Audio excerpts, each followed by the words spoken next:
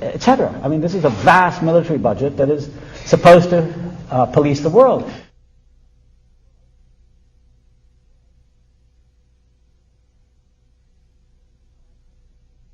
No, I think that the situation of the Palestinians is, at this moment, really quite, well, it's verging on the catastrophic, I'd say. I mean, it's not a happy moment. Not only is there really a quite crazy, in my opinion, well, egregious is the word I sometimes use for Netanyahu, but I mean, he's a bloody, I mean, there's something quite bloodthirsty about him.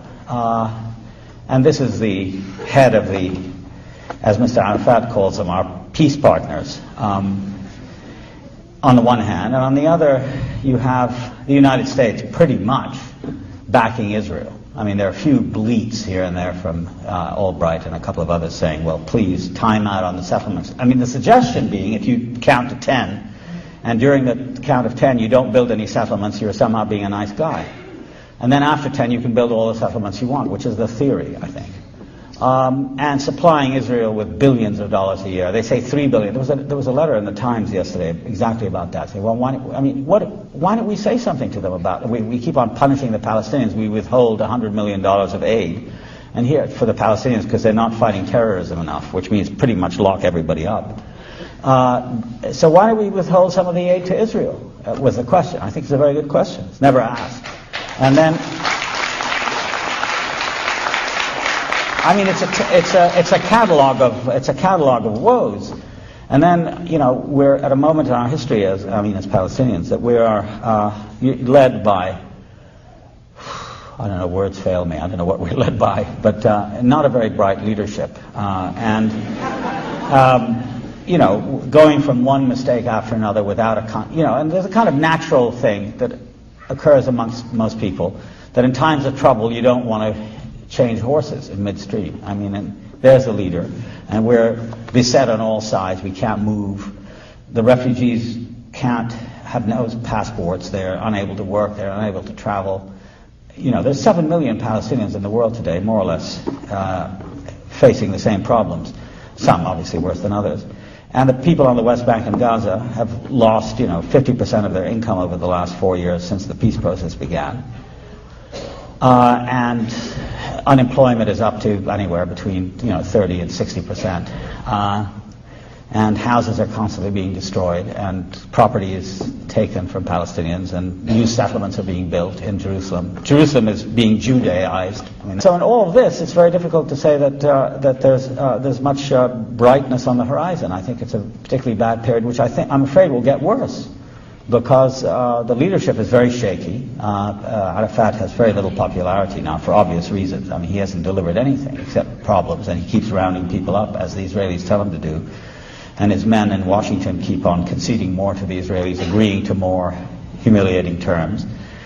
And I think the main problem, and I think this will probably help a great deal in the near future, will be the clarification of what it is that we're all about. I mean, for years we used to say that we want to liberate Palestine, and then we say we want to liberate a part of Palestine, then we want sovereignty on that. Then we accept autonomy on that. We don't even get that. So the horizon keeps shrinking, and people don't know what the whole struggle is all about. And until that is made clear, unless there's some kind of consensus, which is bound to arise at some point, I think our situation will get worse. And finally, it's been Iqbal shares the same, I think, view. It's been our view that, that the United States plays an extremely important role. And I think the view of most people, I'm talking about, citizens like ourselves, is that the situation in the Middle East, especially with regard to Israel and the Palestinians, is simply unacceptable. This is, the most extraordinary kind of flouting of the rules of international and even national behavior. Collective punishment is the order of the day. People are killed all the time, and the idea is that Israel can do this and we can continue to pay for it. So what I've been surprised by is the absence of a movement in this country of people who are willing to take this quite important issue. And it's a movement, I think, that a lot of Jews have to be involved in it. I don't think it's just, I know it's Rosh Hashanah, so I don't think but it's not something that you can turn your head away from, because this is done in the name of the Jewish people. And I think it's a quite important political and historical struggle. And at the bottom is a question of fairness and justice, not of the United States, but of the future of these two peoples who have to in some way share Palestine. But I think the role of the United States and the United States citizenry is absolutely central. Raised consciousness and asking questions and not allowing these things to happen in the name of the West and the great and the good and the beautiful without demurral. And I think, if I might just say one more thing to my Jewish friends, that I think the crisis is a crisis of conscience. That is to say, until there's a widespread recognition and acknowledgement of what Israel cost the Palestinians, and that the present identity of Israel today is fundamentally intertwined with the tragedy of the Palestinians, one caused by the other, there will never be peace, because you can't continue to sweep away the fact that Israel was constructed on the ruins of another society and by the mass dispossession of another people who remain unacknowledged as just sort of obscure natives in the background, back to the desert, let them go to one of the other Arab countries. That's been the position. And we bear the Oslo Accords say specifically that Israel bears no responsibility for the costs of the occupation. This after 26 years of military occupation, no responsibility. As an Israeli journalist said, he said, we took over the country in 1948 from the British.